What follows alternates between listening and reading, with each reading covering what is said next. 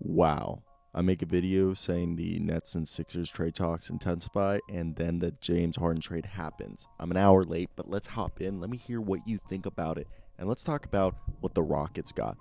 Okay, I knew that Karis LeVert had a chance of being traded. I honestly thought it was going to be centered around Kyrie because of the Kyrie drama, but man, oh man.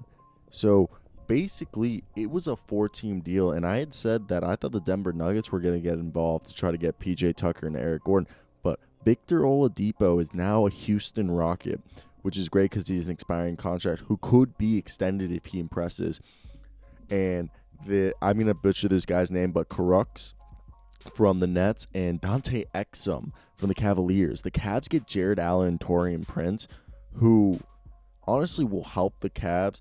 They'll have better bench because JaVale McGee hasn't been the most successful guy for the Cavs, and Jared Allen's the perfect guy to come off the bench for Andre Drummond and eventually succeed Andre Drummond. And Taurean Prince, great small forward, power forward for the Cavs. Pacers get Karis LeVert, who they could resign and is a perfect fit next to, their team with Malcolm Brogdon, TJ Warren, and Domantas Sabonis, and Miles Turner. With this, Brooklyn gave up their 22, 24, and 26 pick, Milwaukee's 22nd, and there was 4 unprotected first-round pick swaps. And they get James Harden.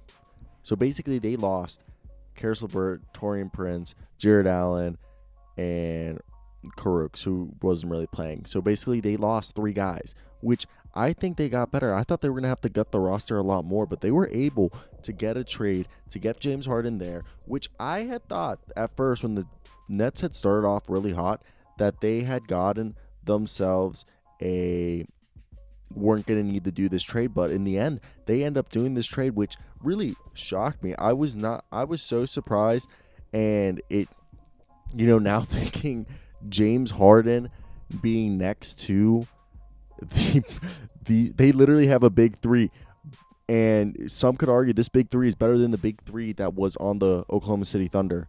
I think Kyrie at this point in his career is better than what Russell Westbrook was at that point in his career. And man, this is wild. This Brooklyn Nets team might have a chance of being the best team in the East. Could go to the team. The roster includes Kevin Durant, James Harden, Kyrie Irving, DeAndre Jordan, Joe Harris, Landry Shamet, Tyler Johnson, TLC, Timothy Luwawu-Cabarrot, Jeff Green, Bruce Brown, and Nick Claxton, and Reggie Perry. That team is a lot of shooting and a lot of pace and space. What a fun team, okay? This team is, wow. I think everyone going in today thought it was probably going to be the 76ers who were going to be the ones doing this trade, but it ended up being our guy, the Brooklyn Nets, being the team who have done, this is another jaw-dropping trade in the Brooklyn Nets history in the past decade. They've had a few. Kyrie signed there, but the Kevin Garnett Boston Celtics swap, and the forward position looks good with Kevin Durant, Joe Harris, Jeff Green, and then they have the 2 young guys, Reggie Perry and Nick Claxton. And then at guards, it's awesome. I know Spencer did when he's out for season, but James Harden, Kyrie Irving for the future, Dinwiddie when he gets back next year, Landry Shamet is just going to be spacing the floor. Timothy Luwawu-Cabarrot is going to be a fun guy to watch. So will Bruce Brown. And, Bruce Brown will hopefully get more minutes. But Bruce Brown, Chris Chiozza, and Tyler Johnson. The only thing now, they're going to have to sign a free agent. And I wonder who they'll sign at the center position.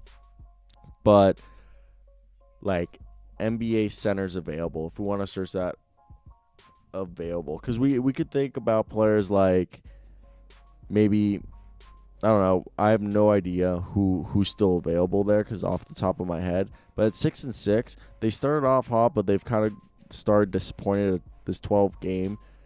And honestly, it's going to be so much fun to see this team space the floor, have a bunch of shooting.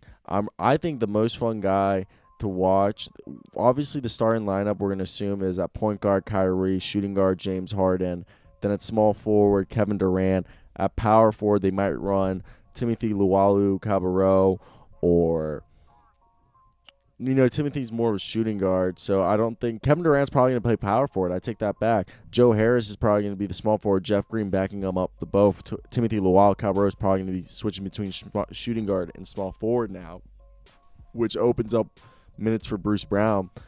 And it's a very top-heavy roster with 3 All-Stars and 1 player averaging over 9 players, but they do have some flexibility. They have 3 open spots, and they have the 5.7 mid-level exception and the minimum exception, and they will likely have a $5.7 million disabled player exception.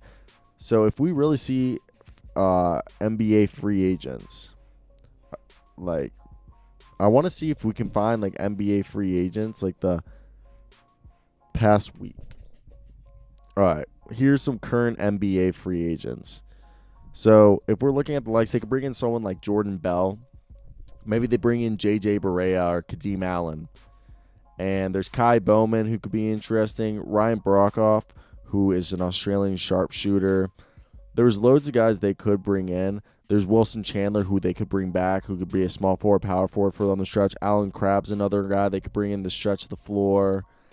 And there's actually like loads of guys that I didn't even think about that could come in. Sheik Diallo, who's another guy they could bring in. Henry Ellison. These are just big names. They're people they could bring in that we don't know of. Like, I mean, there's Gerald Green they could always bring in, who's been on winning rosters. Rondé Hollis Jefferson's another guy who could play. Michael Gilchrist they could bring in. Kyle Krover. Scal Labissiere. TJ Leaf if they care. Ian Mahimi. There's actually loads of free agents for them to bring out there to see if they can find somebody to fit in. And I think they'll find somebody. And now I'm on Basketball Real GM, and I can look at people's like agents on here. That's funny.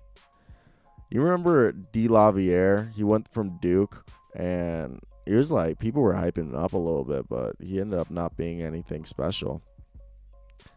But yeah, so there's loads of free agents. Corey Brewer's a really good coach, veteran. Justin Anderson, like Corey Brewer's one of those guys who can play minutes, but he's also like a good bench guy. So there's a lot of guys they could sign. But that's a video for me, guys. I hope you guys do have a great day, because I know I will. Till next time, guys, we're going to milk this out to 8 minutes, because that's what we do here.